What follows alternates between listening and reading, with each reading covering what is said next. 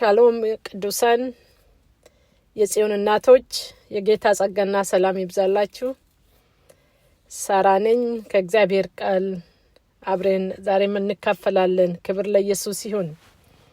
አንድ ስፍራ ከእግዚአብሔር ቃል አነብና አብረን እንጸልያለን። የሐዋርያት ሥራ ምዕራፍ 13 ቁጥር 36 በጌታ ስም አነባለሁ። ዳዊትም በራሱ ዘመን የእግዚአብሔርን ሐሳብ ካገለገለ በኋላ አንቀላፋ፣ ከአባቶቹም ጋር ተጨምሮ መበስበስን አየ ይላል። እግዚአብሔር የዘላለም አምላክ እንባርካለን። ዛሬም ምሕረትን ስላደረክልን በሕይወት ስላለን አባት ሆይ እናመሰግንሃለን። እንዲሁ ስለወደድከን ክብር ሁሉ ላንተ ይሁን። ዛሬም እንደ ልማድ አንድ ቃል እንድትናገረን ጌታ መንፈስ ቅዱስ በዚህ ስፍራ ጋብዘሃለሁ። ጊዜውን ባርክልን፣ አንተው ብቻ ተናገረን፣ እኛም እንስማ። በክርስቶስ ጌታ ስም አሜን አሜን። እግዚአብሔር አምላክ ይባረክ። እግዚአብሔር እንደ ልቤ ያለው ሰው የዳዊትን ሕይወት በአጭሩ እያየን ነው። እግዚአብሔርን ስለዛን ባርካለን። አንድ ነገር በውስጣችሁ ቀርቷል ብዬ አምናለሁ። ስለመመለስ ከዳዊት ተምረናል። በምሕረት እግዚአብሔርን ስለመፈለግ፣ እግዚአብሔርን ስለመታመን ከዳዊት አይተናል። ዳዊት በቀልን ለእግዚአብሔር እንደሚተው ተመልክተናል። እግዚአብሔር ይበቀላል የሚል ጀግና የእግዚአብሔር ሰው ነው፣ የልቤ ሰው ያለው። ዛሬ ደግሞ ዳዊት የእግዚአብሔርን ፍቃድ ይፈጽማል። እግዚአብሔርን ፍቃድ ይጠብቃል። መፈጸም ብቻ ሳይሆን የእግዚአብሔርን ፍቃድ ይጠብቃል። እግዚአብሔር እንድናገረው፣ እግዚአብሔር እንድመራው ከእግዚአብሔር ፍቃድ የሚጠብቅ ሰው ነው። ዛሬ ይሄንን እንመለከታለን ባጭሩ። እግዚአብሔር አምላክ የተባረከ ይሁን። በባለፈውም እንደተናገረን እግዚአብሔር ዳዊትን በልጅነቱ የቀባው በ30 ዓመት በሕዝበ እስራኤል ላይ ንጉሥ አድርጎ የሾመው 40 ዓመት ካገለገለ በኋላ በመልካም ማንቀላፋት አንቀላፋ ይላል።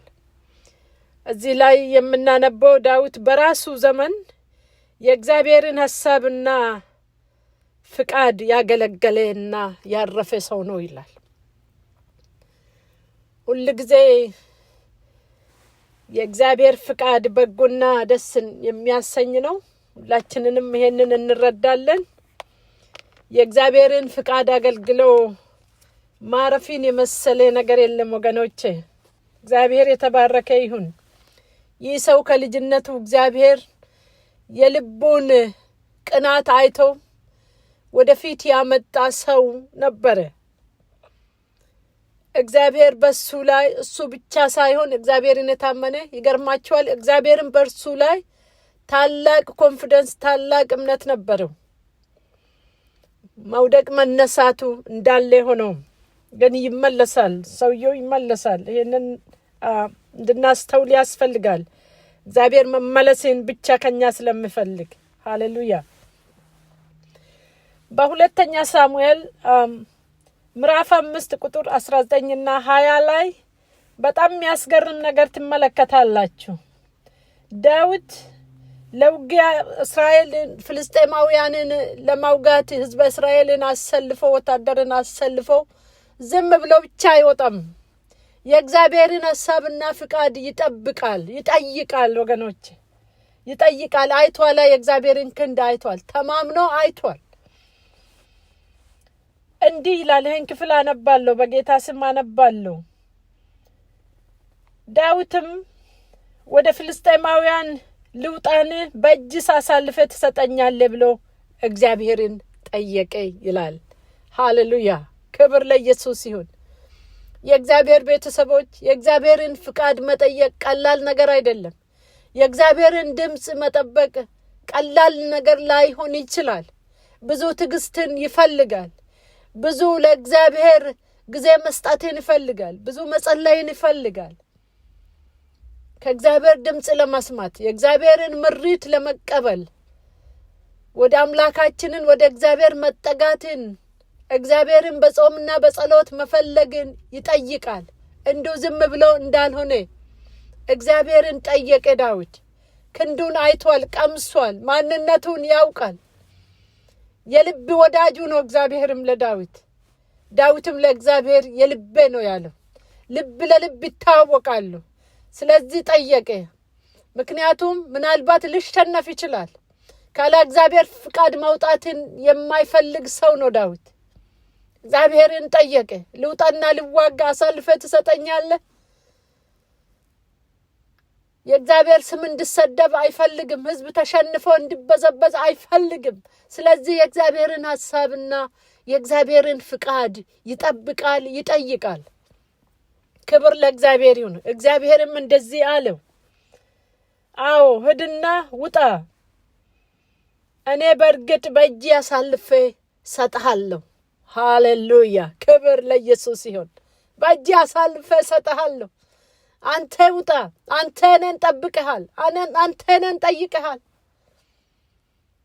እንዴት ክብር ነው ወገኖች! እግዚአብሔርን ጠይቆ እግዚአብሔርን ጠብቆ መውጣት የድል ህይወት፣ የዳዊት ህይወት የድል ህይወት ነው። ውጣ፣ አሳልፌ ሰጥሃለሁ። እኔን አክብረሃል፣ እኔን ጠብቀሃል፣ ለእኔ ቅድሚያ ሰጥተሃል፣ ድምፅን ሰምተሃል፣ እኔን ፈልገሃል አለ። ክብር ለኢየሱስ ይሁን። የእግዚአብሔር ቤተሰቦች አንዳንድ ጊዜ ስለአማኞች ነው የምናወራ። ጌታን ስለሚከተሉ እግዚአብሔርን ስለሚጠይቁ መጠየቅን እንጠይቃለን። ነገር ግን መጠበቅ ያቅተናል እኮ ያቅተናል። ሁላችንንም ይሄ ቻሌንጅ አለብን። እግዚአብሔርን አንድ ነገር እንጠይቃለን፣ መጠበቅ ያቅተናል። እግዚአብሔር በራሱ ጊዜ ነገሮችን ውብና ድንቅ አድርጎ የሚሰራ አምላክ ነው። ክብር ለሱ ይሁን። የእግዚአብሔር ቤተሰቦች መጠየቅ ብቻ ሳይሆን መጠበቅ አለብን። ዳዊት እግዚአብሔር ልውጣ ብሎ አልወጣም። እግዚአብሔር ኮንፈርም እስከሚያደርገው ድረስ ጠበቀ። አሳልፈ ትሰጠኛለህ ወይ አለ። አዎ ሰጥሃለሁ፣ ውጣ አለ። ሃሌሉያ! ዛሬ እግዚአብሔር የሚፈልገው እንደዚህ አይነት የእምነት ጀግኖችን ምድር ላይ እግዚአብሔር ይፈልጋል። የእግዚአብሔርን ፍቃድ የሚጠብቁ እግዚአብሔር ያንተ ፍቃድ ነውን? ፍቃድን እንዳላስቀድም የሚሉ መንገድን አሳየኝ የሚሉ እግዚአብሔር ዛሬ የሚፈልጋል ወገኖቼ። ክብር ለአምላካችን ይሁን። መዝሙር 25 ላይም ስትመለከቱ አቤቱ መንገድህን አስተምረኝ፣ የመድኃኒቴ አምላክ በእውነት አንተ ምራኝ ብሎ ይጠይቃል። እንደዚህ አይነት ሰውን እግዚአብሔር የልቤ ነው ይለዋል ወገኖች። ነገርን ሁሉ በእግዚአብሔር ፊት ያስቀምጣል። ምሬትን ከእግዚአብሔር የሚፈልግ ሰው እግዚአብሔር ያንን የልቤ ሰው ነው ይለዋል። የልብ ጉዳይ ቀላል አይደለም። ልብ የህይወት ምንጭ ናትና እግዚአብሔር እንደ ልቤ ካለን እግዚአብሔር አግኝቶናል። እግዚአብሔር በእርግጥም በእኛ ላይ ኮንፊደንስ አለው። ሃሌሉያ! ምራኝ ጌታ ሆይ። ንጉሥ ነው። ህዝብን ይዣለሁ። እግዚአብሔር ሆይ አንተን ምሬት እፈልግሃለሁ። የመድኃኒቴ አምላክ መንገድን አሳየን፣ አንተ ምራኝ እያለ ስለምንና ስጠይቅ ታያላችሁ። መዝሙር 32 ላይም ከቁጥር 8 አስተምርሃለሁ አለን። እዚህ ኮንፈርም ያደርግለታል እግዚአብሔር። ሃሌሉያ! ወገኖች ይሄ ነው የሚያስፈልግን፣ ይሄ ነው የሚያሳርፍን። አስተምርሃለሁ፣ በምትሄድበትን መንገድ እመራሃለሁ። ሃሌሉያ! ኢየሱስ ይባረክ። እግዚአብሔር የልቤ ያለው ሰው ይሄን ከልቡ ሲጠይቅ እግዚአብሔር ደግሞ ከልብ ይመልስለታል። እኔ አስተምርሃለሁ፣ አይዞህ፣ እኔን ተማምነሃል፣ እኔን ተደግፈሃል፣ እኔ አልጥልህም። ክዳን አለ በአንተ ላይ። የክዳኔን ህዝብ እየመራ ነው። ስለዚህ እኔ መንገድን አሳይሃለሁ። እኔ ከአንተ ጋር ወጣለሁ። አይዞህ ዳዊት። ሃሌሉያ። እግዚአብሔር አምላክ የተባረከ ይሁን። ዛሬም እግዚአብሔር ወገኖቼ በእኛ ዘመንም ዳዊቶችን ይፈልጋል እግዚአብሔር። በነገር ሁሉ የእግዚአብሔርን ሐሳብና ፍቃድ የሚፈጽሙትን ባለንበት ስፍራ ሁሉ የእግዚአብሔርን ሐሳብና ፍቃድ በሕይወታችንን፣ በቤታችንን፣ በልጆቻችንን የእግዚአብሔርን ሐሳብና ፍቃድ እንድንጠይቅና እንድንጠብቅ እግዚአብሔር ይፈልጋል። እግዚአብሔር ያንን ሰው የልቤ ሰው ይለዋል። እግዚአብሔር ቤተሰቦች ይሄንን ያስተምረናል። የዳዊት ሕይወት መጠበቅን፣ እግዚአብሔርን መፈለግን እስከ መጨረሻ ድረስ እግዚአብሔር መራው፣ እግዚአብሔር ረዳው። ወገኖች 70 ዓመት ምድር ላይ የኖረ የበረከት ዘመን ነበር ለዳዊት። ዳዊት በአልጋ ላይ ሆኖ እንኳን እግዚአብሔርን የሚፈልግ ሰው ነበር ወገኖች። እንዴት እንደሚያመልክ አምላኩን እንዴት እንደሚፈልግ ያውቃል። ውዱን ይፈልጋል፣ ምሬትን ይፈልጋል፣ ከእግዚአብሔር ጋር መነጋገርን ይወዳል፣ ጊዜ ከሱ ጋር ማሳለፍን ይፈልጋል። በብዙ ቦታ መዝሙረ ዳዊት ውስጥ ስታነቡ ይሄንን ነው የምታገኙት። የመድኃኒቴ አምላክ ይላል፣ አባቴ ይላል፣ አንተን እጠብቅሃለሁ ይላል። ሃሌሉያ። እግዚአብሔር አምላክ የተባረከ ይሁን። የእግዚአብሔር ቤተሰቦች ጌታ ኢየሱስ ክርስቶስ እንኳን የአባቴን ፍቃድ እኮ ነው ያለ። የአባቴን ፍቃድ ነው ያለ። ያኔ ፍቃድ አይሁን ያንተ ፍቃድ ይሁን ብሎ ነው የጠየቀ።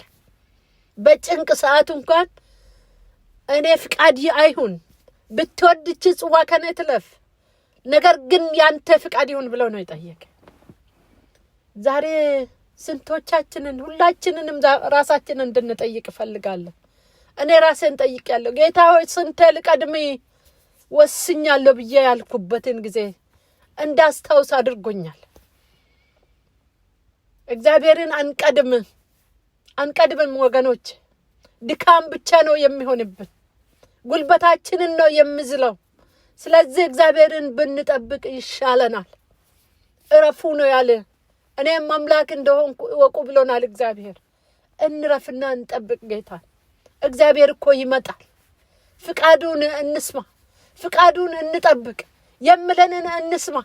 እግዚአብሔር ይናገራል። እግዚአብሔር በዘመናት ሁሉ ይናገራል ወገኖች። በሚገባችሁ ቋንቋ እግዚአብሔር ይናገራችኋል። ባላችሁበት ቦታ እግዚአብሔር ይናገራችኋል። ድምፁን ስሙት። ከእግዚአብሔር ድምፅ ስሙ። እሱ ነው የሚያሻግረው። እሱ ነው አሸናፊነትን የሚሰጠው። እሱ ነው ትውልድን አሳልፎ የሚሰጠን። እግዚአብሔርን መጠበቅና ፍቃዱን መድረግ። የእግዚአብሔር ፍቃድ በጎና ደስ የሚያሰኝ ነው። ሃሌሉያ። ክብር ለእግዚአብሔር ይሁን። ፍቃዱን ስናገለግል እግዚአብሔር በእኛ ይደሰታል እኮ ወገኖች። እግዚአብሔር በእኛ ደስ ይለዋል እኮ፣ የልቤ ይለናል እኮ። ስለዚህ የእግዚአብሔርን ፍቃድ እናድርግ። ሰውን እንኳን የምንወደውን ሰውን እንኳን ለማስደሰት ብዙ ነገር እናደርግ የለም። እንዲከፋብን አይፈልግም። በጣም የምንወደው ጓደኞቻችንን በእኛ እንዲከፉ አንፈልግም ስለምንወዳቸው። እግዚአብሔርስ ከዚህ አይበልጥም? እግዚአብሔር ደስ ብሰኝብን አይሻለንም ወይ? እሱ ያዘልቀናል፣ እሱ ያሻግረናል። እሱ የምናለቅስበትን ጉዳይ አሳልፎ የሚሰጠን እግዚአብሔር በዙፋኑ ላይ አለ። ክብር ለአምላካችንን ይሁን።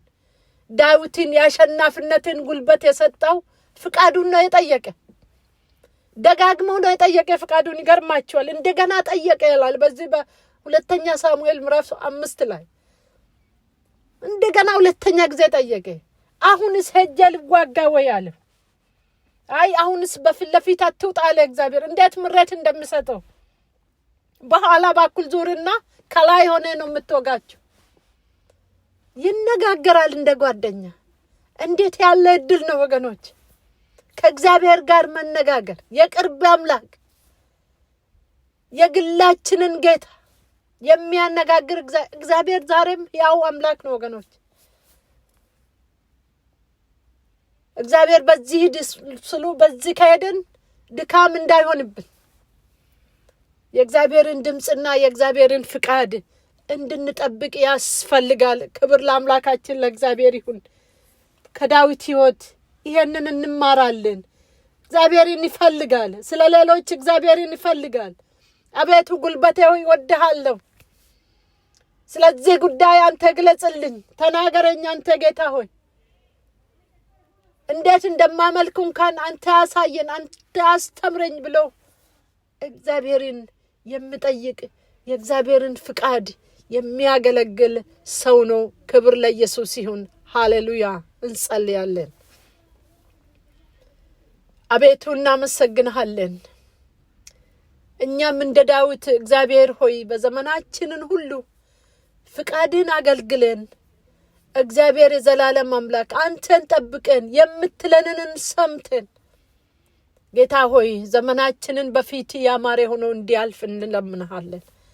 እለምንሃለሁ የኔ አባት ከዚህ የሚበልጥ ስለሌለ ከዚህ የተሻለ ነገር ስለሌለ እግዚአብሔር የዘላለም አምላክ በጌታ በኢየሱስ ክርስቶስ ስም ማርታ መልካም ነገር ማርያም መልካምን ነገር መርጣለችና ከሷ አይወሰድባትም ተብሎ እንደተጻፈ እግዚአብሔር ሆይ እኛንም ዛሬ እንድትረዳን እለምንሃለሁ።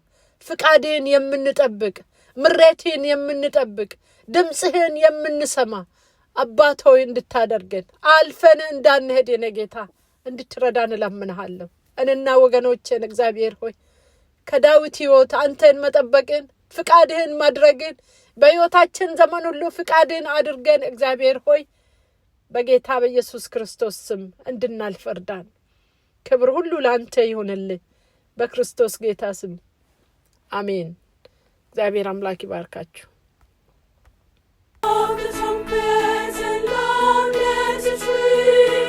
Jesus is coming again.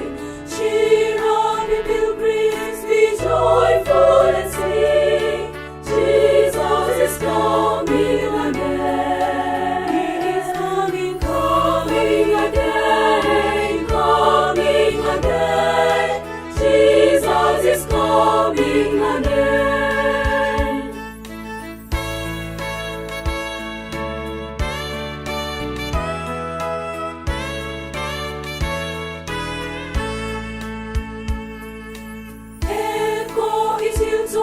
Proclaim it in place, Jesus is coming.